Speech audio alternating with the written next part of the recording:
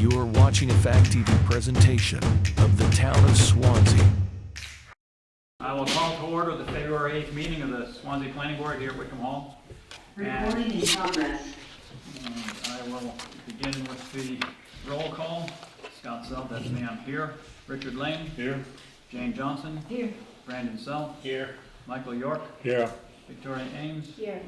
Selectmen's Rep Ken, not Ken, Sly Karazinski. Alternate Steve Malone, not here. Michael Scungio, alternate, is not here. Alternate Brian Vertigal is not here. And we have a full board, so we wouldn't be seeing any of those guys anyway. So, brings us to the agenda. And the agenda this evening is the approval of minutes of January 25th, 2024. And under discussions and other business, we have a discussion with the Energy Commission discussion, impact fees discussion, and other businesses may be required, and we'll be discussing probably site plan review regulations there, and anything else we need to discuss.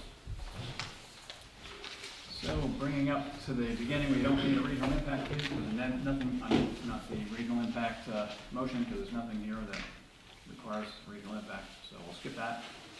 And we'll go to the approval of minutes, January 25th, 2024. And we have a motion to approve those minutes. So moved. Motion by Richard to approve it, seconded by Michael York. Then is there any further discussion, changes, or anything like that to the minutes? I had a question. Okay. We talked about getting legal counsel on an issue, did we? I don't know yet. We'll see that in other discussions and see if we did that. I'm not sure, but we're going to discuss that tonight anyways, part of the site plan regs. Okay, if there's nothing else, then all those in favor of approving the January 25th minutes? Say aye. Aye. Aye. All those opposed? Okay. That's right, okay. All right, that brings us to our first order of business, is a Energy Commission discussion. Hello. Hi. Can we come sit up here? So Sure. right up there, so we can see. It is violating. You sit back there. You can come up to the table, but sit back there where we can all see it. Oh, jeez. Oh, my. Feel like a second-class citizen. No. There's three of us here from the Energy Commission. I'm Bob Audette. I'm the chairman. Okay. This is Mike Waldeck, member. And chair. We just kind of wanted to talk to you guys what we've been doing, and maybe look towards the future about maybe looking at the zoning ordinance to see how we can make the town more energy resilient and independent. And we had a little bit of a discussion about EV chargers at one of your recent meetings. You know, we're here as a resource. We've been doing a lot of research on power and what it takes, you know, in a small community like this. So we kind of want to offer our insight if you ever need it, but we also would love to work with you guys on any zoning ordinances as well. Anything come to mind? So let me grab my notes. I don't know if you guys have anything you want to add. No? Well, this is the thing about the EV chargers being, needing a variance. We would love to see them be acceptable uses. We'll see how that vote goes in March. Yeah. The starting point, anyway. Yeah, but we realize that you guys have a lot on your plate, you know, with a lot of the development that's been going on in town. We want to make the town as EV friendly as possible. And meaning, other than charging stations, what else? Charging stations mainly is the biggest thing, but we're also wondering what statutory authority does the town have to require of developers to put in like infrastructure, renewable infrastructure, when they come in and put 200 units in? Is there a requirement that they put in infrastructure for charging units? Can we require? Not at this point. I believe the town could require it. So We'd have to check with our legal counsel, obviously, with that, but I think the town could require that. is there something in the statutory language that says we could require that? That's one thing I'm not too clear on, is where would we go to refer to that language? Probably have to check with our attorney first to see if and when we could do it, and then have to have a discussion on that, whether, if you have to force somebody to do something, then it probably isn't what they want to do. We've discussed that before, about requiring, to certain levels of EV stations at different businesses or apartment complexes. And our stance mainly was just waiting to see if there's a big call for it. You know, if there is something like that, then if it makes sense for the developer to do it, then they'll do it. Was rather there, than having us force was there a discussion with the developers about EV charging infrastructure? I don't believe so. Anybody else remember any So discussion? it wasn't even really brought up It's, at all? it's never been brought up yet, Yeah. but, you know, we'll see as it comes Well, we around. would think it would behoove someone who's putting in 200 units to have some sort of infrastructure. And if it did, I'm sure they'd bring it up at the meeting, and Mhm. I'm sure the planning board wouldn't have a problem with it. Well, that would be allowed under the statutory language, right? Anyways, In in the a business complex zone. like that. Yeah. Yeah. But then there was the whole issue about, having to need a variance, but you said we're gonna work on that, so. We did the community power plan. We hope everyone's was kind of happy with that. I hope everybody switched to Eversource though, for the next 6 months, because it's 3 cents You mean cheaper. back from there? Yeah, I never switched to begin with, actually. I just stayed with Eversource. So, yeah, but we want you to realize too that Eversource got lucky, and their rate's gonna go back up in 6 months. I don't know if they really got lucky, but it was, they were kind of pulled out of the loop. They're restricted to doing Like their 3 days. That's it. Yeah. And whatever the market is there, they're stuck with it. The guys that you were talking about, or that set up here, they had a big advantage over them. They could go on the market anytime they wanted Yeah. and secure those prices, so that's pretty unfair in my opinion. Well, we're pretty happy that we got a fixed rate for the next 3 years. Yeah, For yeah. the you town did. and everything. Even though it's higher than Eversource is now, though, right? Well, Still, yeah, it's a but fixed rate, still higher. it's a levelized cost. Yeah. It's gonna stay the same for 3 years. You can't say that for Eversource. I mean, it hit 22 cents last winter. So Yeah. that was really the major impetus to doing community power, was when that price skyrocketed, so. That and the whole green aspect of it, right? Well, and you don't get the same, consumers can choose renewables anywhere from 20, 30, all the way up to 100%, but we're not forcing that on anybody. So, we were happy with the way that rolled out. You know about the sewer plant, right? About the solar there and the grants we're getting, because that's all part of. $500,000 worth, boy, Yeah. that's a pretty big price tag for a small area like that, I would say anyway. You realize we're only spending $80,000 in the town though. I do, yeah, I know how the grants things work, the engineering prices for things have a strange way of coming out to what the grants total, so that's how those things kind of work. I just say the money's there, we should figure out a way to use it, Yeah. because somebody's gonna spend it. Mhm. And we also know that in 2.5 years, that $80,000 town investment's gonna be paid off with the money we save at the plant. So, that's that's good, right? Who the heck knows what's happening with Solar Garden? You guys, I don't know. yeah. They wanted to sell power to us, and the Energy Commission was like, we don't like that. They want us to sign a 21-year contract, and we didn't like that. We thought 7 years would be enough, 7 to 10 years. Most So- likely it's a money holdup, grant Yeah. or something like that, Yeah. But So- we figured a better deal would definitely come along. yeah.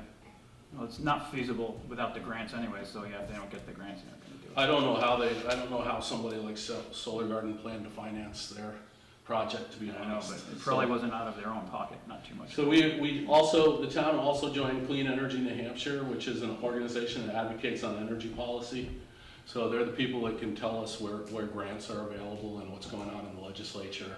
And they come and they brief us at every Energy Commission meeting and let us know what's going on. We also get emails from our federal delegation telling us about where all this money's coming from, where it's going, what's available. And that's something that Clean Energy New Hampshire can help us figure out if we could get some funds, especially for places like our mobile home parks, which are reduced income areas. They can get grants for renewable energies. So all this stuff, they still iron out rules for all this stuff, but that's all the sort of stuff we're looking at. And one question I had, and I hadn't brought this up with the Energy Commission because it's a crazy idea I've been thinking about, but so typical rooftop arrays, 45 to 60 kilowatts an hour. They plug right into the grid wherever you're at. Anytime you go over a certain amount, it's got to have a distribution point like over here to plug into. Could a town like Swanzey, and I don't know if you know this answer, any of you, but could a town like Swanzey start a co-op and distributed energy with houses and businesses in the town where everyone put solar panels on their house, but they were a member of the co-op? I don't know if that's possible. That's probably something that has to go through the Public Utilities Commission. I would certainly think it'd have to go through that, and there'd be an awful lot of maintenance issues to Yeah. work out. Who's gonna take care of that system? Eversource has that, they take care of all the distribution now. I would assume they would do it with something like that. But Yeah. it's still, where would the co-op fit in something? Yeah, like the that? co-op would have to have some kind of organization, you know, 2 or 3 people on staff. Because they'd be feeding back into the grid all the time. Yep, All the time they're generating, not at night, they wouldn't be feeding back anything now, but feeding back all the time, so that's the reverse part of the meter, you know, they do the math as to what they produce and what they use, and the rest is what they're. and if the co-op had energy storage, had a battery in every basement, you would be feeding electricity in when the sun's down, so. Possible, I think we're a long ways from that, though. I just think it's, you know, I like to think big and grand. I know you guys are boots on the ground, you're interpreting the ordinances and doing, you know, what you need to do. We kind of want to imagine a little bit out of the box. So if it were a battery thing, the batteries would be a planning board issue with the business, but not with homes. Right. We'd have nothing to do with that. And because that, yeah, because that you can have solar panels in Swansea, it's not, the question is, how could we do it as a co-op and help people, you know, to put solar panels on their homes if that's what they want to do and they can't necessarily afford it? And would it work? You know, that's the other question, yeah. And affording it, if there are grants available, because it still isn't to the point where a homeowner can just shell out that kind of money on his rooftop and expect to get a return right off the bat. There's a lot of scams out there, and we try to warn people to be careful Yeah. about when they get into it. We've seen a lot of solar panels flying up on roofs. So a lot of the companies coming, from out of state or something coming Yeah, in? well, you know, and there's some good deals and there's some not. I mean, you know, you could talk to people about leases or out and out purchases. It's really confusing for some people, so we kind of want to be there as a resource for people if we can help as well. Yeah. There are some very honest solar installers out there, but you got to be careful because they're going to get you in a deal you don't want to be in for 20 years. So. I have a question, Bob. So, if we, the commission, Energy Commission, were considering a solar array system for the town, and we're looking at town-owned property, do we need, what approval do we need from your group? It Or depends who or owns the how do we property. interact with your group in order to try to make a project like that happen? It depends who owns the property, but if it's a private property, which it sounds like it probably would be, then it would just get regular site plan approval right here at the site, planning What board. if it's town? Yeah, we're also looking at town-owned If the properties. town owns a property, then usually it comes through here, but nothing is binding or restricting from the planning board, Okay. So the municipality can pretty much do what they need to do. usually. Yeah. Because we. Schools, yeah, same way with schools, right? Yeah. They come here as a formality. We try not to do it that way, though. We really take our presentation in front of the planning board seriously, because I'm pretty adamant that if everybody else has to deal with it, then so should we. And I'm not a big fan of government exempting themselves from the rules that they go to enforce them. I'm not saying you should. Yeah. Not- Good, So Mike, you're not against putting an array on public property, you're just saying treat that the same as you would. I'm right here when the government can do whatever they want. I'm like, no, we try really hard not to. Yeah, I buy got that. you. Okay. All right. Yep, I agree, Mike. Yep, okay, good. So mainly it's solar we're talking about, no windmills or? Well, you know, I don't know for a fact, but most people can put a mini turbine on their house if they want a windmill, as long as it's not over a certain height, I believe. I don't think there's many restrictions on that, except, you know, of course, you probably want to get a real electrician to hook it all up for you. I mean, there's things like that, you know. Probably. But I You might mean, want to be on a hill. there's some amazing wind turbine technology out there that you don't even need a lot of wind and it would pipe it right into your battery. You know, we're looking at maybe getting a couple of small wind turbines on our property, because we have an EV and I would love to charge it that way as well. But the first thing to do is to get a wind meter on the house to see if it's feasible. Yeah, But- cost effective or not. I mean, there's no real hydro, right, in this area, so Not enough elevation for that. most of it is, you know, we definitely don't wanna see wind farms in this area. We love our ridges. That's not something the Energy Commission would even consider, you know, but, you know, micro wind turbines and things that people are putting up on their lawn or on their roof, sure. Anything that builds resilience and produces energy locally is great for our community, we believe, so. So it's mainly solar then, we're talking about. Yep, And mainly anything to do with the zoning ordinance would be placement of such, basically. And the EV charging station infrastructure, especially along 12 and 10, you know, main corridors. Yeah. and it's not a big burden for someone to come back and get a variance for an EV charger, but if we can eliminate one step. Yeah, yeah, I'm all for that. I'm not for forcing people to do it. I'm not for mandating it in the ordinance that you have to have so many EV chargers if you have a parking lot. of Yes, such well, they do size. that in Vermont now with all new construction where they have to put in a certain amount of EV chargers. Yeah. And Well, I don't think we're there yet. I don't We're think not it. Vermont either. I think any business is looking at it, whether it's Market Basket or the guy building 200 units up here. I mean, you're missing a key demographic if you're not having that convenience on site. Yeah, and if it makes sense to them, oh, Mike, yeah. The co-ops do EV chargers, very nice. Yes, I've been using them. It's also $300,000. Yeah, and it's So- expensive. They charge 5 times the amount per kilowatt. So, you know, 55 cents a kilowatt it's hour not, charge. it's, and I'm only saying that because the mass use of them is still, you know, economically infeasible. It's not like we're gonna have a canopy with 6 chargers at the total grand total of $1.8 million at this time or anything like that. But yeah, the dealerships are gonna be mandated to put them in to keep their dealership.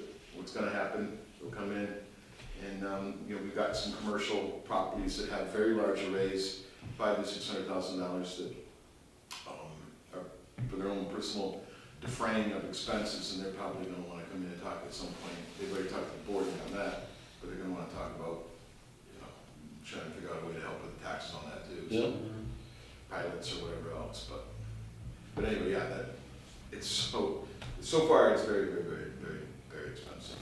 I guess so. Landmark Ford put a couple out in front of their place? They got one. They've had a couple out for, Yeah. they've had a couple for quite a while, and those are much cheaper, much simpler. Those are level 2 chargers. Yeah, they take forever, 15, yeah. you get 15% an hour on a level 2 The charger. big problem with them, according to my Eversource engineer, which I believe, because I was asking him, you know, with the houses, like, how's that, how you guys doing, are these houses hurting you guys? He said, nah, he's not worried about houses. I said, well, he's worried about fast chargers. He goes, the amount of energy that they consume so quickly, he says, it's tough, our grid really can't deal with that right now. He said, we're having a hard time with it. And I said, so you're gonna have to look at point of source generation. He said, totally, 100%, we're gonna have to look at point of source generation. Which means the dealerships and the rest of them, as Monadnock Ford did, put on solar panels, and the rest of them will be doing some sort of on-site generation to help offset it, because the grid isn't gonna be able to take a line of 12 fast charge EV chargers and use it once. And that's kind of what they're up against at this time. Yep, and any idea as to what a solar array would look like to run, say, 5 of those chargers? How I couldn't big? even, No. I couldn't even imagine. I'm just wondering the I space it couldn't would take. imagine it'd be impossible, quite frankly. We could find out, I'm sure, but. Yeah, I think the only advantage to getting old so far that I've seen is to have some rear view mirror. I never guessed I would have owned something like this in my life and what this can do. Whatever the EV charger and the technology is today, it's kind of irrelevant for what it's gonna be in 2 years, in 3 years, in 4 years. It's gonna change, there's no way around it, it's gonna have to change, quite frankly. but a kilowatt is a kilowatt. I mean, you can't get around that. And No what it question. takes to generate that is the same amount it took 30 years ago to generate it. There's Just more absolutely. efficiency is the thing. Right, there's absolutely no question about that. You're 100% correct. But it's gonna be curious to see what they're able to do, Yeah, yeah. where knowing that. They come with the battery part of it there, I guess that's the next thing they'd have to. Onboard generation, Going with who knows what. Hydrogen cells. Hydrogen cells are definitely making a comeback. They kind of died away and now they're coming back, right? there's so many losses in transmission, right, so that's almost gonna guarantee Right. an increase in on-site Right. generation. I think the most interesting thing to keep in mind is like most great technological advances unfortunately come from our desire to kill people. The Pentagon is investing tons and tons and tons into this.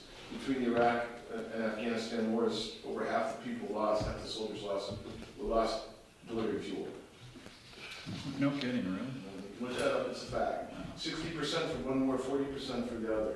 Yeah. So it averages out to half of them lost transporting fuel. And that is not new to war. I mean, it's cut off the supply is an old technique. And we have things like the Seawolf submarine, which when you think about it technologically is an absolute marvel. And the Pentagon is spending probably more money than anybody right now on alternative fuels for that purpose. I think on-site generation is kind of where we're, where we'd eventually want to be 20, 50, or 100 years from now. in Again, with Swansea. solar. Yeah, well, I mean, who knows how, like said, who knows how things change? Technology doesn't stand still. Yeah. But solar, right now is, just, it's on the leading edge, and it gets cheaper all the time. So, I mean, if we're gonna regionalize or centralize our energy production, I don't know any other way to do that. I mean, they don't have mini nukes that we can put in each community. It seems like solar power is the way to localize your energy. The technology's gonna change. We have no idea, like Mike said. Our phones have more computing power than the Apollo 11 had. So, it's just amazing. But we appreciate the time, we appreciate being able to just talk. Yeah, we appreciate the input, and for sure, if you see something that needs to, or you think needs to be put into our zoning, let us know before we start discussing zoning, so we can. Yeah, is there an official process, a timeline for when you start for next town meeting? Do you have things on your plate for zoning ordinance amendments and changes? Not right now, we've already gone through that Yeah. time frame is up, so, come in the middle of the summer. Give us enough time. You could take a break for a while. I have a couple of questions. Number one is, you talked about that your committee serves as a clearinghouse for helping people find reputable installers. Well, no, we won't do that. You but don't do that. We help people, we discuss with them what to look for. Okay. We can tell them what to look for, but I Okay. would not recommend. Okay, so, but I didn't know that you did that. So, and that to me, if I'm looking to put in a solar array, I would come and talk to you. Yeah. But now I know that I can. So I wonder if you're making the public aware of that, like in the Yeah. newsletter or the annual report or something? We have the annual report basically says we want you to come talk to Okay, us. great. We are in the Swanzey Uncovered every, Yeah. 2 months it comes out, or every 4 months when it comes out. So we try to let folks know. We've talked about coming up with like a web page or something for the town website that just has some information about where to learn more about the IRA Inflation rebates reduction. and credits and things like that. And I actually I'm about to schedule a energy audit. So my way of learning about all this, so I can share it, is I just scheduled an energy audit for our 220-year-old house, and we're Oh, gonna boy. go through the process, I hope, over the next Just walk few around years. with candles to see where the drafts are. Yeah, that's one way to do it. But anyway, I'd like to write about that and have that information and that sort of experience available to the town. So we've talked about ways to deliver that. We do have a small budget, so we would like to develop some sort of mailers to go to everyone and, give them some websites and some resources and things like that. The website is nice, the town website, because it's permanent, Yeah. I'm not gonna lose it after I stick it on my refrigerator for a while. We have a lot of people in Swansea too that are doing interesting things. We've had one guy, trying to come in who, did a ground mounted array on his own just so he could charge his Tesla out on Flatwood Mill Road. I think that was legal, right? Yeah. But I would love, people like him, I would like to get in, just to pick his brain, and because that's sort of, backyard project anybody can do if they're interested. And I'd love to know how much it cost him, but now, outside of the cost for the array, he's not paying to charge his car anywhere, which is pretty neat. So the second thing I was thinking about, we're talking about zoning, being involved in the zoning process, but if there's anything that comes up that would be appropriate to amend our site plan review regulations, I think that would be useful for us to know if you've got some recommendations on Okay. how to accommodate charging stations on site plans. I think we have some And, ideas, we're talking with other Yeah. towns, I'm sure you'll be doing that. Yeah.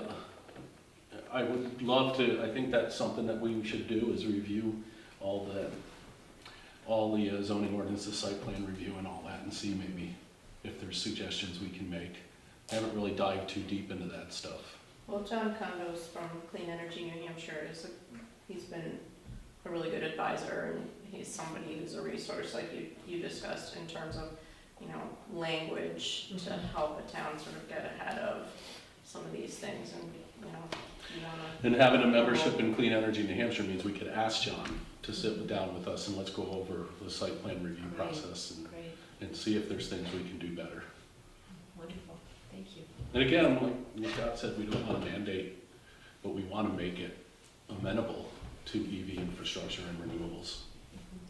So Great.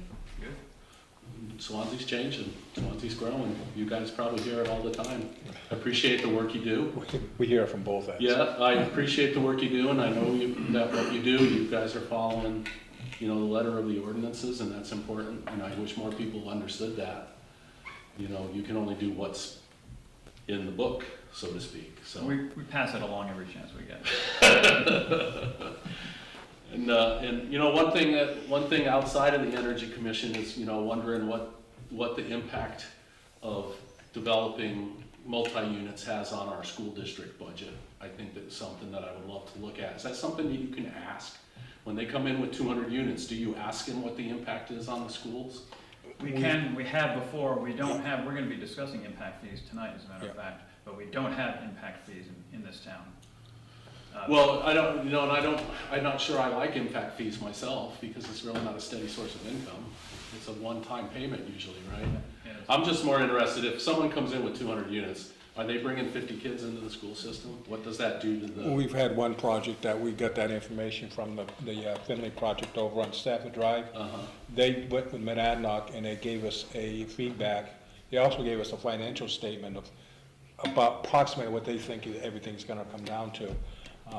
And they're talking about 10 kids. Well, that's not bad. But they did I go don't with the believe school it, board. but- Well, it's hard to say, but Yeah. that is a market rate, and those Yeah. apartment are gonna be very expensive. Well, we got the 84 units here. Right, By but tomorrow, I it's don't, I still- don't believe there's gonna be a lot of kids in there, maybe because it's 1 and 2 bedrooms mostly. And what, we say like 12, Studio. yeah, So of the 500, roughly 500 that have been approved, Yeah. 12 of them are 3-bedroom. yeah. Well, and that's just, as a member of the school board budget committee, I'm always concerned when you say 500 new units, does that mean 500 new kids? No? And as a member of the budget committee, you're 7% under enrolled right now. Yep, well, the school has told us that they have room, so that's what we've been told by the school board, but I'm sure that 7% people under still, enrollment, You would have the room, yeah, and everything works at max efficiency when it's maxed out. when you have more students, it's better. But we can ask projects when I come in, if they're a large scope, we can ask them for financial statement, and kids and stuff like that. I don't have anything. And that's part of the impact fee thing, is that if they're gonna come in and we know that they're gonna be an increase in children, the impact fee would help offset any infrastructure, or if you had to build a school bigger, let's say, then those fees could be used for that purpose. They have to be. Right, If they you have to be, designated for yes. that We have to impact. set up accounts. Yes, very The specific. first thing we had to do, and we do have it already, is the CIPC program, the Capital Improvement Committee. That's the first thing we have to have established before we can do impact fees, which we have that already. Uh-huh. And then we have to look at how we're gonna structure those Can you fees. does the state have limits on impact fees? Do you They have don't limit the amount. guidelines? No, they don't limit the amount. They have guidelines on, you have to have set up certain accounts, and that has to go, they cannot go to the general fund. It has to go to certain accounts. Like on Sanford Drive there, they gave us some money to help redo Sanford Drive. Okay, that money has to go for those road improvements. And if we had That an, was not an impact fee, though. There's not an impact fee, it's an agreed to fee. And we can do that. Right. And we have done that with developers, rather than having impact fees. Right. They have agreed to do certain things, fix this or that intersection or something like that. Yeah, Market Basket, they've done that, so, Right. in lieu of impact fees. We actually did get some money from the state for this development over here. We got $840,000 slot. $10,000 a unit. Yeah, so that I believe could go to the general fund, correct? You can do town, can do Because that's anything they state want money, with it, that's right? state money, that's not impact fees. Yeah. Well, it's not. Where's it going? It's being used like fund balance money. Yeah. Yeah, that's, yeah, the select board did have a public hearing on that, Things like that. which they're required to do. I think some's going over here to Winchester. Does that sound right, Mike? I'm sorry? The California Street, Winchester Street. Road? Road bond, isn't some of that? The money from the apartments we have from the state. I'm gonna have to agree on that. I've seen it in different places. I thought it was designated strictly for infrastructure work. It's all infrastructure, really.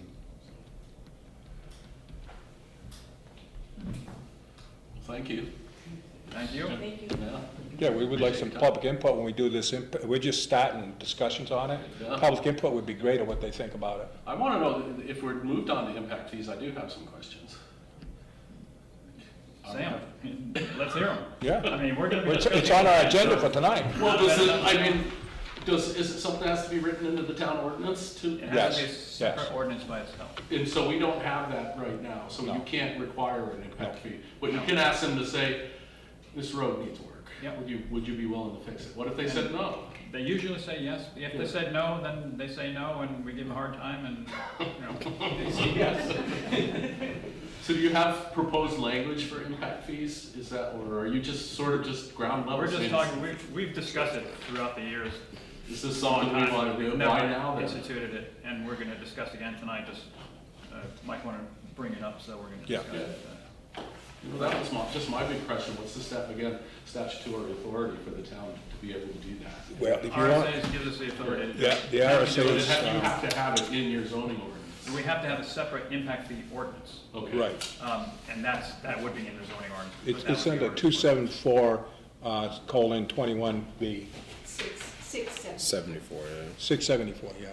So that This would is be- under- potentially be something that would be on the warrant next year to approve an amendment to require impact fees, if you Yeah, it decide. depends on how Yeah. everything goes with discussing it, I'd and love to hear what you guys have to say about impact fees. I think there's a lot of bookkeeping that goes along with it as well. Yeah. So we have to discuss it probably with. What kind of percentage? Is there like a percentage? Is there an algorithm that you would use? I think it's whatever the We come up town with. itself comes up with as to how much it charges for what. Wow. And there's a couple of different ways you can do it. You can do it by square footage. Uh-huh. But it has to, I think the town has to show that their project is gonna impact that specific thing. Right. It can't just be that, like Mike brought up, that the school system is 7% under. We'd probably Right. have a hard time charging an impact fee when the school system is a little bit low like that. Uh-huh. So you have to For show that that you purpose, can, yeah. you have the spot for it, and you have to use it within, I think, 6 years, or you have to give it back. Well, could you require like a new fire truck? No, you can't. You can require, You can put it in capital reserve for the fire trucks. Yes. Right. but again, if it's not used in 6 years, you have to give it back. It's got to be used in 6 years, correct? You'd always make sure it was used. Well, what's the idea for impact fees then? What are you all thinking? What would you use the money for? And why would you ask for it in the first place? The money would be used for specific things, like if it were, if there needed to be a road improvement for that project going in there, drainage issues, things like that, that it was gonna affect, and that the town could show that this project was gonna put more strain on that, and it was gonna affect the surrounding properties, then you could charge them the impact fee for that. School system is the other thing, water and sewer is the other Sewage and thing. water, If you can yeah. show that their project is gonna impact the plant. It can't be used for general upgrades to the plant, it's gotta be used for whatever specifically that project is gonna do to the Right plant. now, we have a water problem here in West Swansea where projects coming in, it's very difficult for them to hook up to the water system. So if you got a project coming in, you say, okay, we got to improve the water so we can put a fire suspension system in and all this other stuff, then you could charge fees for that. Yeah, user fees. So far, that's a private system though. You can't charge it for the private system, the town would have to own The it. private system, yeah, no, Yeah, would the have town to would- own that system. the Town would have to own that water system to charge impact. fees Which, for it looks like we're headed that way almost, Might be. yeah. So you can't just use the money on anything. You can't No. just throw it in the general fund. No. It has to be designated. Can't go in the general fund by statute. So I think we've moved on to impact fees. So Mike, you wanna bring on? Well, you know, I talked with a couple of, the selectmen, there's only two really active right now, and they asked me to bring it up, and I agree, I think we're actually past the time we should have. We could have had, we could have had some money for infrastructure, like on the Finley project. We got voluntary money from that one. Yeah. And that was good. That did help with Safford Drive. But I think we need it basically, the town's gonna grow. There's a lot of people in town don't want the town to grow, but it's gonna grow. You know, pressure's gonna put us on us to grow. And I think we need to have something in place for the improvements that we'll need to do, like sewage and water. You know, it's gonna have to be extended eventually. And we talked once here about extending sewage all the way from Market Basket down through. Sewer, Because you're talking about? sewer, right. From Sewer. Market Basket down to there, really? Did we discuss that one time? It might have been water, maybe. I don't know, yeah, but anyways. Well, whichever one it was. Yep. If we owned the water, or we own, because we own the sewer, then we could have fees to help do that when somebody wanted to come in. And if, let's say, Yale Forest wanted to, like we talked about, them possibly selling off lots out from the side of the road down through, and we could get businesses in there to help the town out. And then you would have a way to get some infrastructure done and paid for, because fees could be used for that. Don't know how long, It's, you know, again, there's that 6-year limit on using those impact fees. That's correct. And you have to show that it's affecting that portion of whatever you're trying to fix up. that's or correct, trying to that is improve. correct. Tax increment zones like we have over here in the industrial park are probably more fitting for something like a project that size that you're talking about, Right. down Route 10 or something. Yeah. But yeah, the impact fees, I don't know, it's, in one way, it's a big headache, I think. If the developers are willing to pitch into whatever they're, like these guys up here with the road and sewer extensions or however, if they're still willing to pitch in for stuff like that, then I don't know that we have to go down that road of impact fees. In the statute, when they talk about off-site improvements, which is what you're talking Yeah. about, it says they shall be limited to any necessary highway, drainage, and sewer and water upgrades pertinent to that development. So that would exclude things like schools or parks or, you know. I No, think no. school systems. Schools, in there, if you read We can on, do, but there it's- is a section in there about talking about schools. And For it's- off-site exactions? It would be our percentage of the I'm region. just talking about off-site, not impact fees, but off-site exactions. It's in there somewhere what you actually can do with the schools. Because you can, if you had to add on to the school, or you had to, the school got to a certain size, you had to put an addition on the school because this many kids were coming in, improve your septic system, because we still have septic fields, I believe, over there at the high school. So if you had to increase that, because they were only built for so many people, those are the kind of things you could use fees Right, for. with impact fees, but I was just talking about off-site exactions, which is a Offsets, separate thing. okay, yeah. Are you on page 408? 409, Look on 408, where that's, starting with number 5.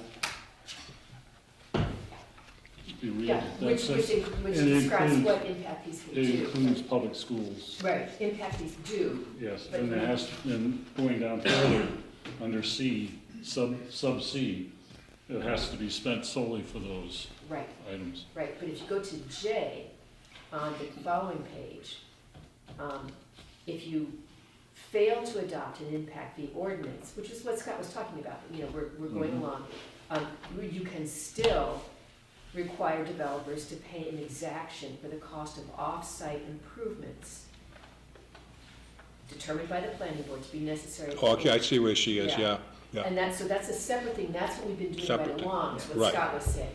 But that is limited Right. to highway drainage, sewer and water upgrades pertinent to that development. Yep. Okay? Correct. So it's not applicable to, say, you wanna put in a new playground somewhere else in town, or, you know, more sort of general benefits. It's just kind of infrastructure that relates to that thing that's Yep. being built.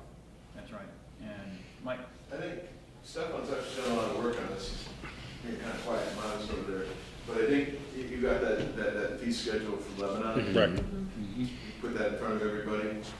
I just think that's kind of just an interesting thing to kind of just see how who's actually using this. Not promoting it, not putting it down, but saying this is an actual example of how one comes together. As a former selectman, I can tell you, to Bob's point, is the one-time, it's one-time injection. However, so isn't a grant. So I always believe that one-time money should be spent on one-time expenses. Correct. Communities run into trouble when they get these one-time monies and then they start, you've got to be careful how you offset taxes and all the rest of that stuff, because then you kind of get addicted to it. And all of a sudden you get this big bump that nobody saw coming because, well, we've been living off the fat of the land. So it's really important, no matter how the planning board does this, and I know you would, is talk to the talk to the select board and see how they would integrate these into the budget so that it was a real benefit. Your point about the record keeping of it is really, really bang on, because it would be fun to listen to Teresa and just to see her and some of her people and what they've been through as far as keeping track of this stuff. Because it's no small matter to keep track of money in this town. I don't think people understand how hard Teresa and Lisa, and to even a lesser extent Kevin, work every day managing our money, making sure that all the forms and all the reporting, it's an arduous task. I'm sure it is. Yep. And right, this would add a fair amount more to it. Step on. Care to enlighten us? I do want to do more research on it. Because so the population for Lebanon is about 15,000, and even at that, I feel as though some of these fees are a little Low. up there. A little No, up. I think they're a little up there. Up, down? Cause, let's see, for a single family, 324, and then at that square footage, it's like, what's that? 3,000 square foot house, 10 grand. 10 grand, you're paying. Of impact fees? Yeah. Yeah. What's that? The building permit's about 1,400. I guess it's only like that's 6%, split a little out modest. That's split out between schools, recreation, police. Yeah, when you add it all up, then what, 364 square foot or something? 324. So if you're in the rural ag district and you just pay 80 grand for a building lot, and you haven't even done a driveway or well or septic, and then I'm gonna hit you 10 grand plus a building permit. Yeah, but we don't have to be unreasonable with our fees. If we did it, we could have more reasonable fees. 100%. That's But math. reasonable fees have a way of becoming unreasonable over time. That's true. Could institute a cap. Bureaucratic growth. Yeah, You have to Yeah, pay it something as like that. unreasonable if your neighbor has keep it to pay the inflation rate. You're right. Or term, something. Yeah, Stefan just brought up a good point. You could put a cap on those fees and link it to the inflation rate. I'm wondering about Lebanon. Did you talk with the people in Lebanon? And what I'm curious about is how did they how did they decide that they needed to have impact fees?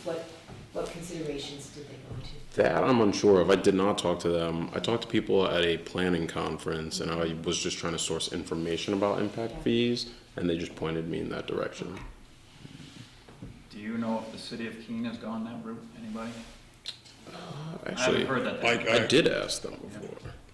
I could get some information. I know the chair of the planning board worked very well.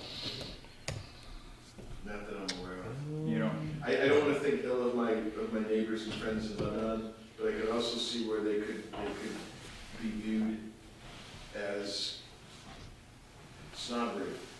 well, impact fees have been a way to control development throughout the years that they've been allowed in New Hampshire here, probably in other states as well, but it's been a way that towns have used to Control growth. development and growth in the town. I'm sure Hanover has them. Probably, yeah, I don't know, probably.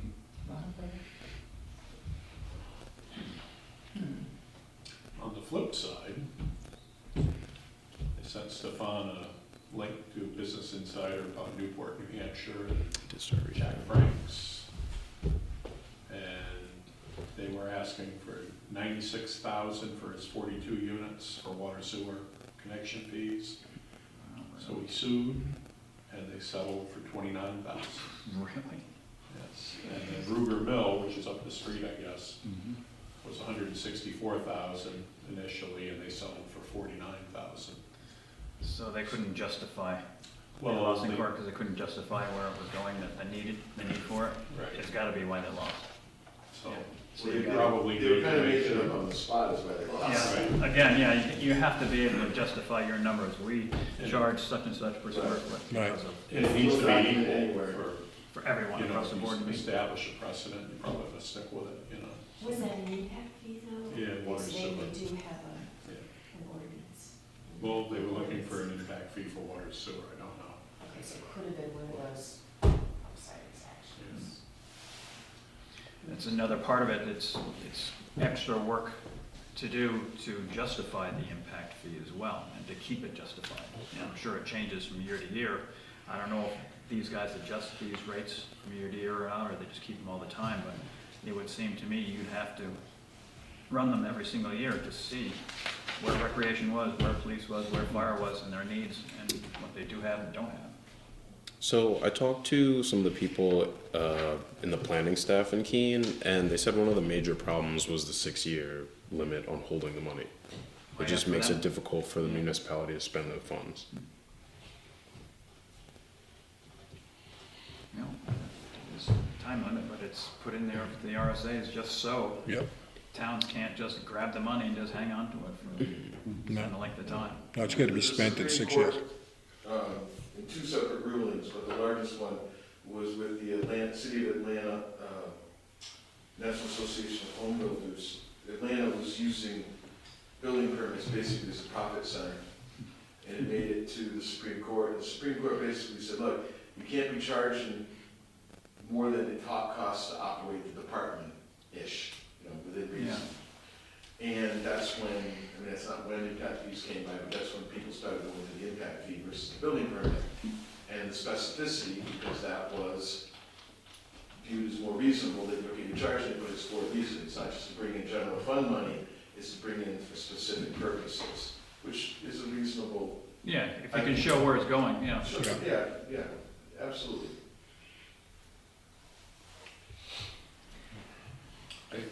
I would fall back on a cliche, but it seems like if it ain't broke, why fix it? It seems like things have been working well. You know, I don't know why we want to institute impact fees that might scare off developers the minute they see that we charge impact fees. I'd rather, you know, like you said, work with who comes to town. And it seems like everybody's been pretty reasonable. So far, to my recollection, they have. You know, we have our certain developers that aren't, as, you know, come across them Were sometimes. you on for Ryan's gas tanks on Route 10 and Sawyer's Crossing Road? Were you on this board?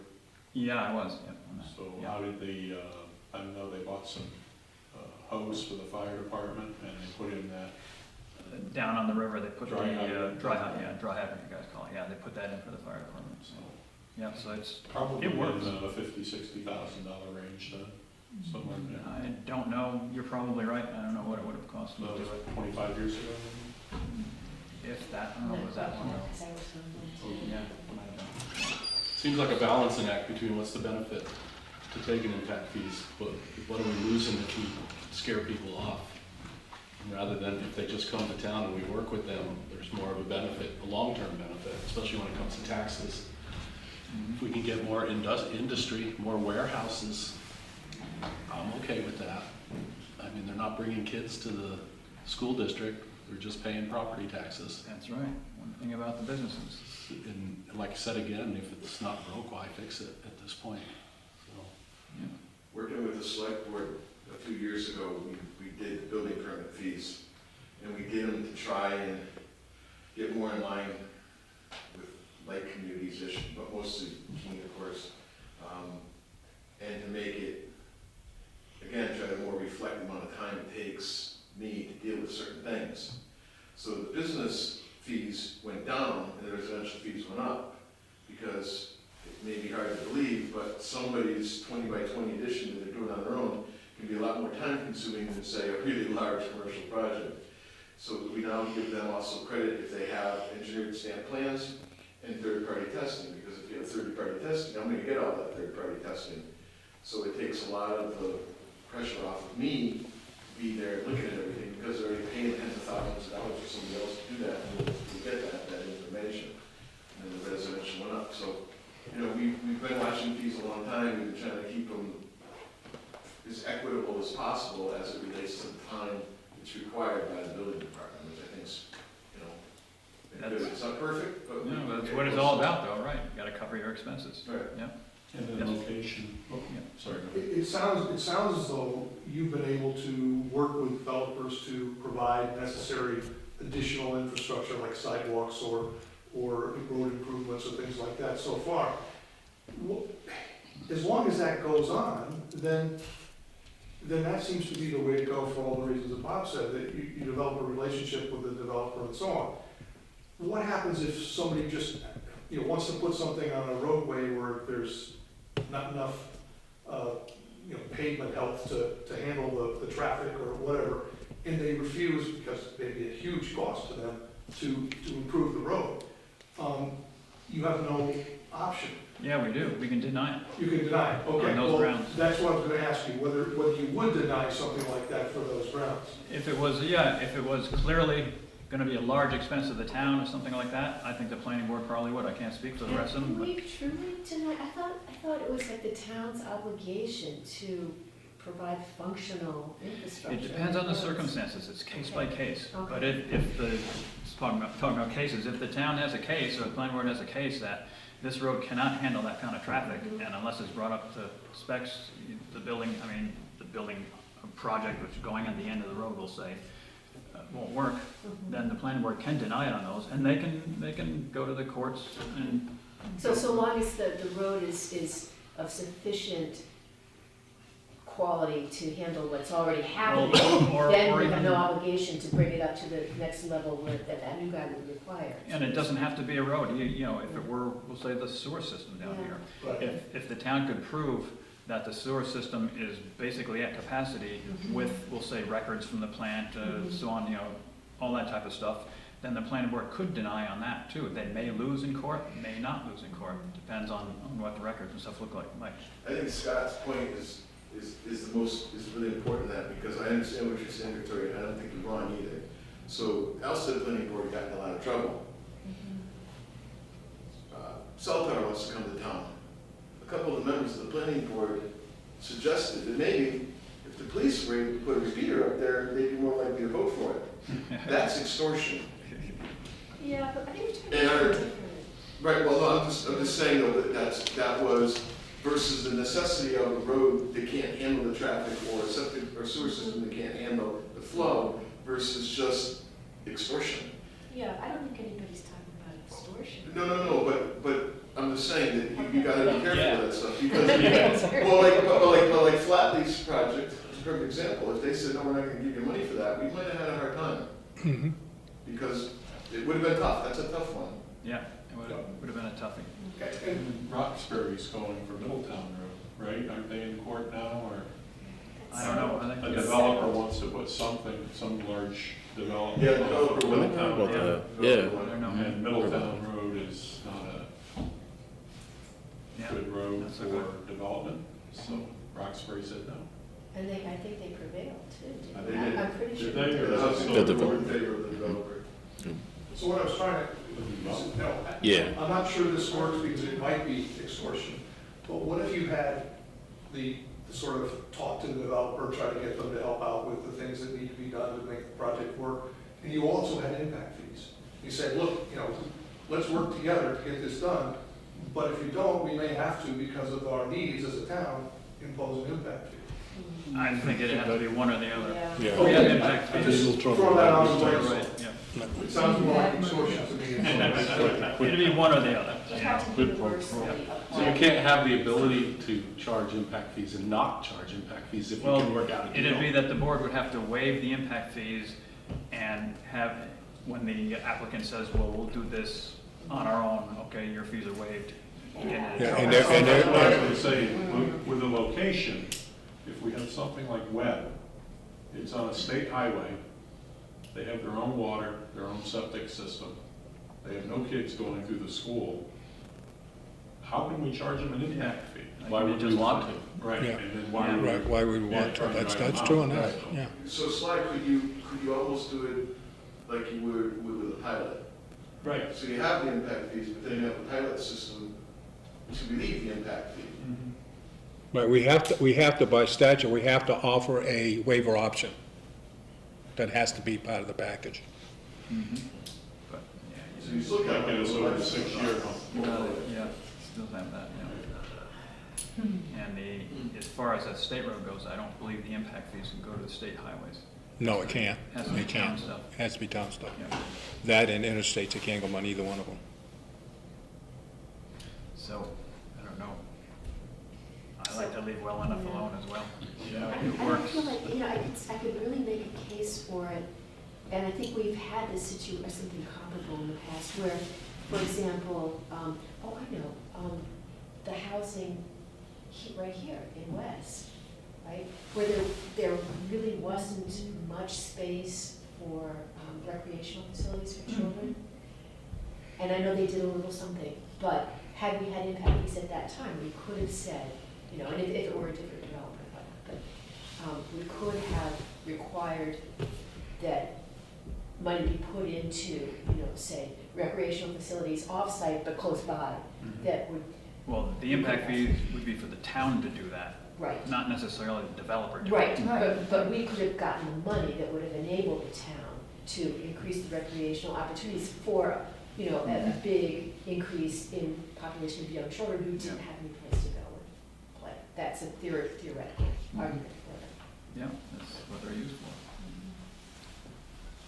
But we don't seem to have that kind of pressure. There's no children. Yeah. Yeah, it might. What else? Impact fees. Well, I just brought this up because I thought it merited a discussion.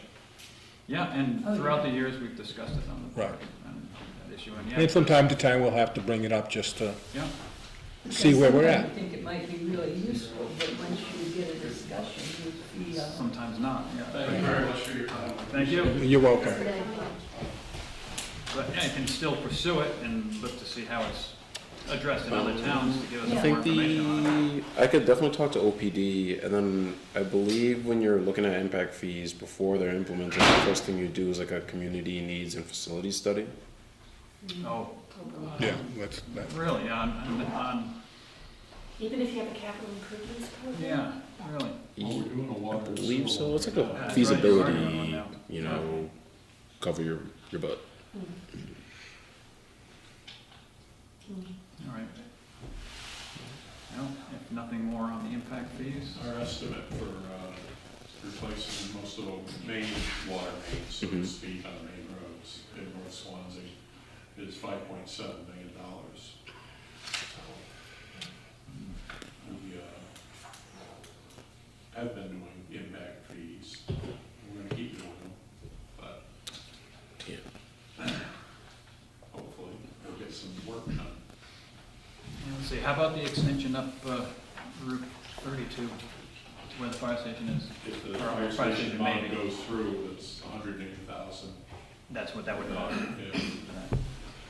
So, and then maybe the developer next door with the 32 units might get in on it. I would think he would want to get in on that, yeah, unless he's already, Well, he has Put it small well. sightings, I think. But yeah, he hasn't drilled done it well yet. yet.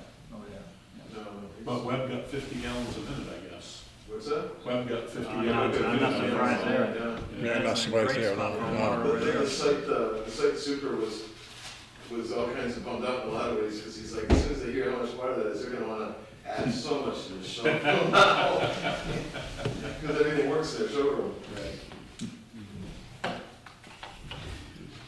Okay, let's talk about our site plan review regulations. And this has to do with what we talked about with the senior housing development over here. The one that we're talking about our last meeting, that we gave them an approval, and then they came in for a compliance hearing, and that was, I think, other things were approved on that meeting there. And it has to do with their yearly, the 1 year limit on the approval. So we need to tweak something in our regulations just to confirm how that all works. And we missed it the last time. So, and it's not very much. So in your site plan regulations, go to page 13. Actually, page 12, the conditional approval on page 12.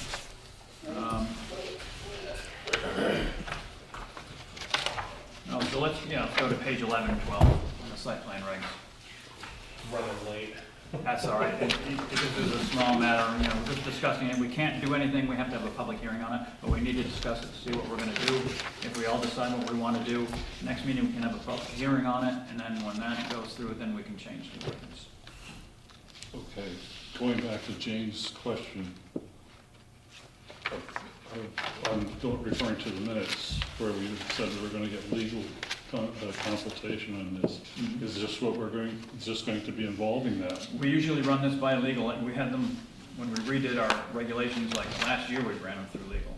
Okay, from what I understand, we did get something back from legal, did we not? For the board. For what? For the board. Meaning what? This is the board. What? This is more than the board. It's not for a public hearing? No. I mean, public No. sentiment? Okay, well. Anyways, let's discuss this. Page 11, page 12. On page 11, the approval starts. It talks about the approval, was the old section 10. And then we go on to page 12, and it's set under C.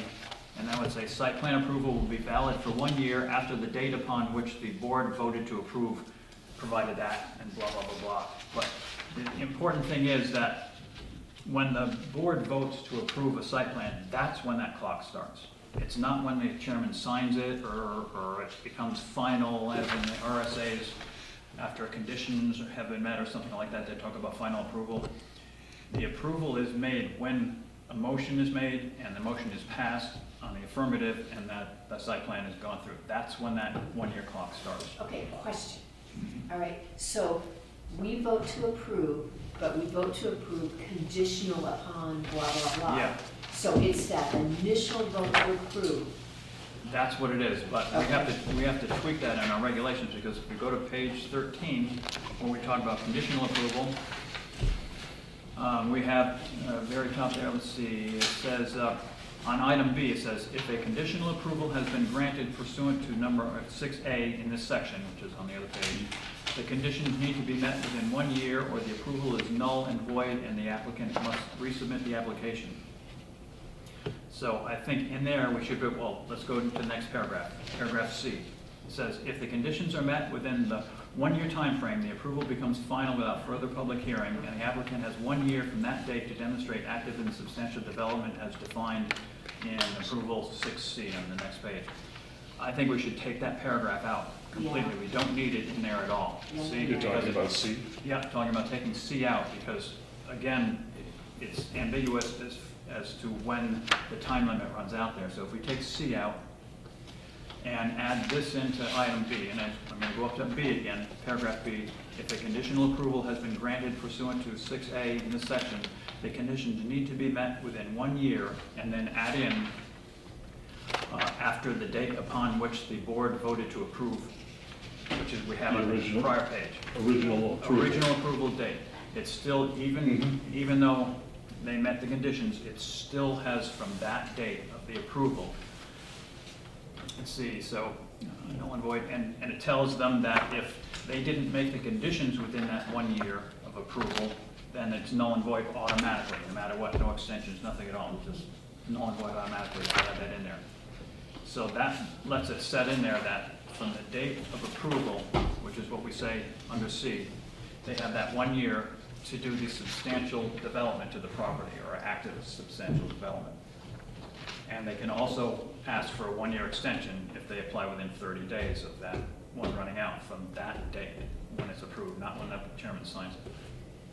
That's Okay, much so- more clear. Go ahead. I wanted, what I'm going to say is going to get into something that we can't talk about right now. I don't see why we can't talk about it. What's the problem? I mean, you know, we're talking about something that's already been approved, right? We Correct. approved that over there. We aren't talking about anything that, I don't know, that the public shouldn't be aware of. It's a public meeting, you know, we're a public board, this is the town, this is everybody's town. Unless there's something that you think. We're talking about the approval over to the senior housing over by the airport. Correct. And we're talking about whether or not their 1 year is running out at this Has date. has Or has run run out, this date or that date. But if you read our site plan regs, they have not run out. I mean, where in here do you think that they have run out? It's because of the initial approval, right? Right, That that's, date there. that's what you just said. Yeah, I did, but in our regulations, it says if the conditions are met, this is the one we're taking out. It says in our current regulations, if the conditions are met within 1 year time frame, which they met the conditions at that hearing. Not all the conditions. They have not met all Okay, the conditions. They haven't yet, okay. To my knowledge, they have not met all their conditions yet. So if we leave C in there, then they even get more of an extension. Yeah, no, I'm not saying you can't take that out, but what you're just asking or saying or stating is that within that 1 year period, they have met their conditions, but And their conditions they haven't met is that they have not presented the updated drawings of the landscaping and the parking. That's what you're talking about? that plus other conditions, the deed restriction. Okay, those conditions, yeah, they I are know they're- administrative. I know, but still, it is a condition that was put on Yep, the initial approval. and if those conditions aren't met, they do not get a CO. They can still go with the project, but we're getting beyond ourselves there. Well, okay. I want to correct that for a second. Go ahead. They don't get a building permit. Oh, they don't even get the building permit? No. Oh, No, I I can't, didn't know that. possibly wait for somebody to build $100 million worth of project, get it done, and then go, oh, I'm sorry, I'm still missing out the A letter. Okay, No, thank they don't you, get a permit. thank you. You're welcome. Okay, that clarifies it a little bit more. But let's get back down to that paragraph C. This is what we're talking about now. You're thinking that they've run out of time for their 1 year conditional approval. Correct. So, and I'm saying they haven't because of what we have in our regulations. And again, if the conditions are met within 1 year, so you say they haven't met the conditions. So they haven't met the conditions yet. That is, what was it, was it July 2nd, something like that? That was- The meeting was? Yeah. It was that meeting there. They were still waiting on stuff that was decided at that meeting there. We allowed them to change The parking. 2 items. Yeah, two But- things were changed in the okay. site plan. So, I wasn't there at that meeting, but I know I read the Yeah, right. minutes there. But at that July meeting, they would have met everything that we asked them to. That's why they were No. coming back. no, because you still had the administrative conditions that they have not met. Yeah, but as far as us, we were concerned, at that meeting, if we never gave them that 20% reduction and then the putting it in more trees or whatever the hell it was, that they would have been all approved. That was, Because they had that was just, everything. that was one of the conditions. That was the compliance part of the conditions that we listed. Okay, Right. so that's only one part of what we asked for. But that was that part you're talking about there was for the compliance hearing, because the rest of the conditions were administrative, and they did not require a compliance hearing. And as far as I know, the rest of those conditions, which are permits, they had met. They had those permits at that compliance hearing, I think from the minutes. I'm looking for them, I guess I don't have the minutes and stuff here from that. Do we know, did they have the FAA approval? Mike? They don't even know, not that I'm aware of. I mean, they don't even own the property yet, so. Right, so, No? You never hear them closed on it yet. so they can't, could not have met the conditions. So I feel like we're doing the same thing that we did at our last meeting, which Yeah. just baked my brain. So I'm wondering, we did get an opinion and opinion yes. from legal, and you have that, but we can't discuss Correct. that in a public meeting? And that opinion, I'm not gonna ask you to say what it was, but that opinion had to do with whether their time has run out or not? They do. That's what it had to do with, right? Okay, and they give opinion on that, okay, So so. maybe it would be helpful to find out what the opinion is. Wants to leave. Well, yeah, We'll leave? Yeah, we'll leave. no, it won't be helpful for this, because I think we need to change the site plan regs. Yeah, And so we two get different through that things. and change, yeah, Could the you other email thing. that to us? No, Well, wait a minute. No, I mean, If not it's- right now. if it's but I mean confidential, I tomorrow don't- or something I don't like think that. It's for the board. If you change this now, before you hear this opinion, is it gonna open a lawsuit No. because you changed it after? No, because they'll still be able to go by The what old- our regs were at the time the decision was Okay, made. but if you interpreted it to mean one thing, that goes one way, and now you're making it more specific, would it imply that he, If the courts meant- look at it, the courts look at the wording of your ordinance. And if it says in that word of that ordinance that they have 1 year from the time the conditions were met, alright, so you're saying there's no doubt about the way it reads now? not in my mind anyway. And I'm saying that that's what we need to clarify and get out of our site plan regs to make it more understandable and no question about when that clock starts running. Jane, you can say something here. Is there any reason not to go in and, I mean, what are we gonna decide that the public might have some input for now, anyway? We've gone over the energy nothing. committee and all this other stuff. That's for a public hearing, but for a public hearing to hear the changes to our site plan regs is for a public hearing, and that's when the public has input on what we're doing here. But we're talking again about two separate things. We don't even care what the decision of the lawyer was.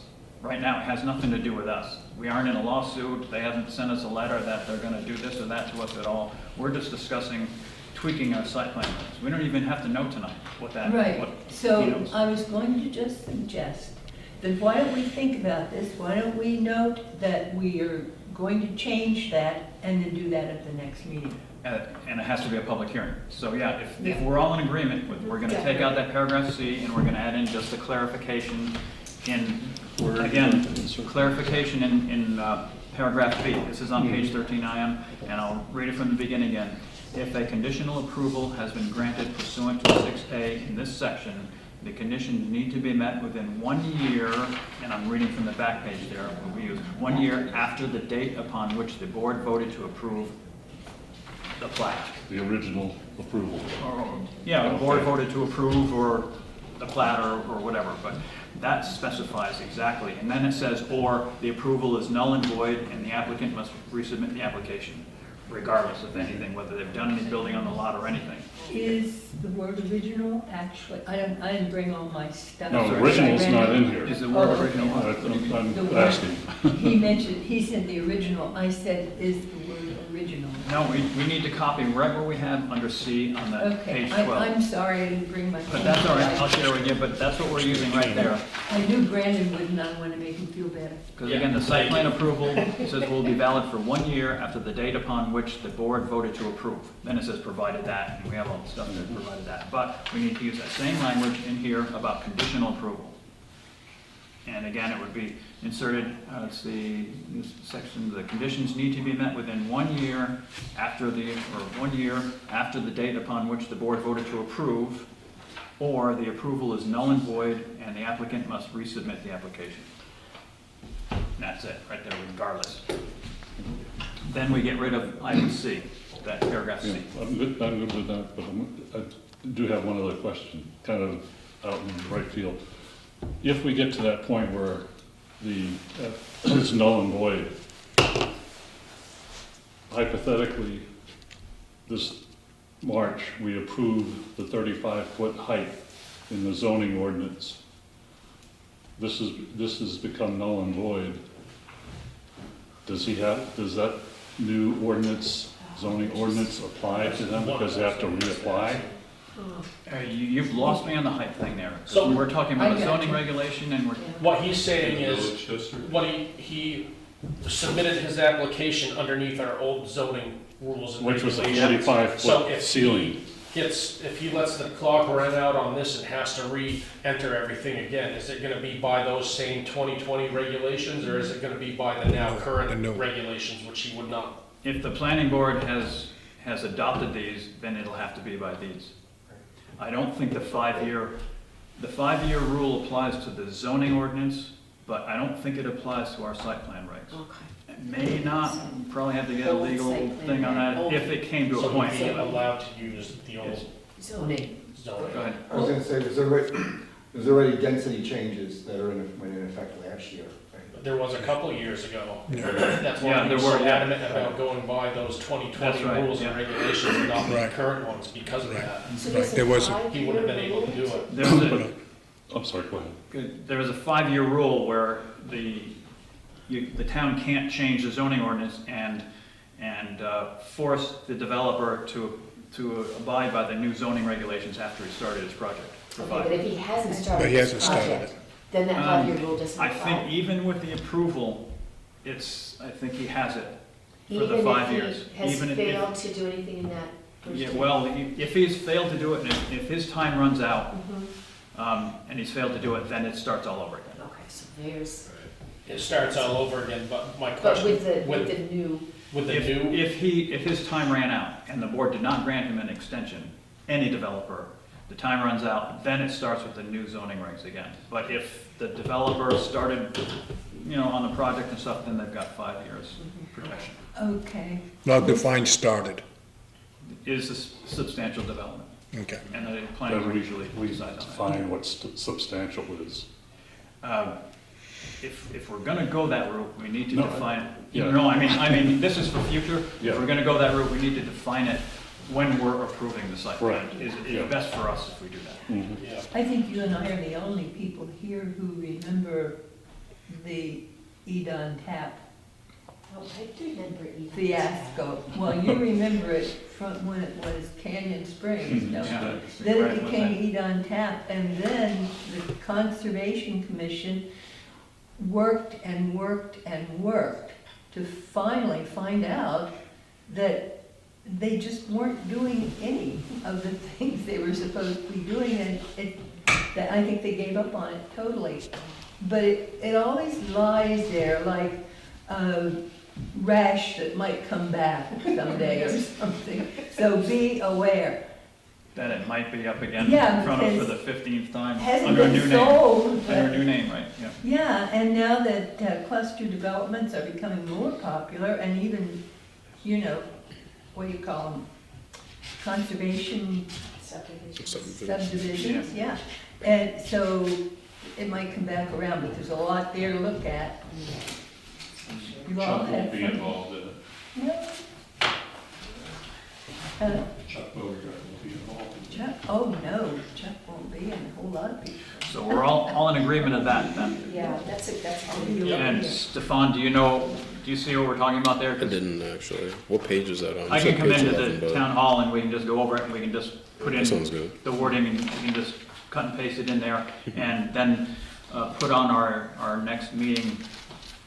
What is it? I don't know the date, doesn't matter what the date is, but it'll be a public hearing on the site plan review regulations. 23rd?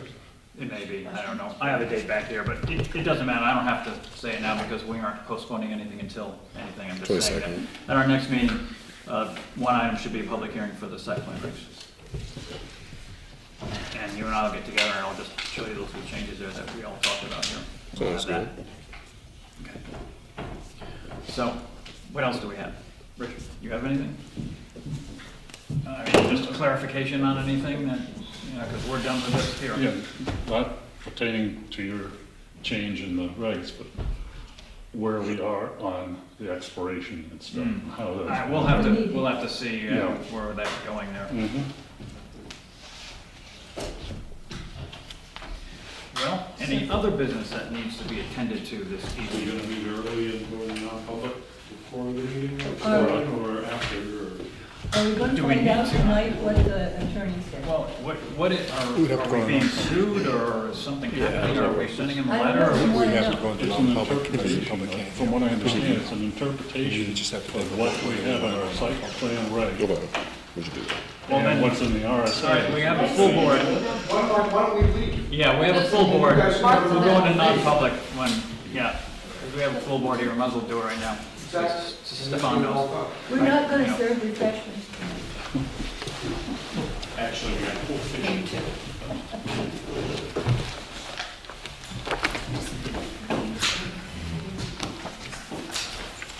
Does a motion have to be made? Does a motion have to be made? Thanks for coming. It's nice to have some people here. Makes the room a little more comfortable. Use the bathroom, I'm gonna try to sneak a Poor guy's gonna come out, everybody's gonna be He's gone. hiding in the back. Where is everybody? Mark's in the Where'd back. everybody go? So we need to take minutes of non-public, right? I mean, just to note that it happened when. So, Stefan will take the minutes, 'cause Okay, we're gonna cut the Stefan. cameras And off. then I believe those have to be sealed till we vote on door. They just bailed on. This week, what? The non-public session has to be sealed and not publicly, Oh, until we unseal it. okay. Two blades is good news, one wood. Okay, we need a motion to go into non-public session. So moved. Motion by Jane, James, that's fine. seconded by She Brandon. beat me. All those in favor indicate by saying aye. Aye. All those opposed? Okay, and that's cut off.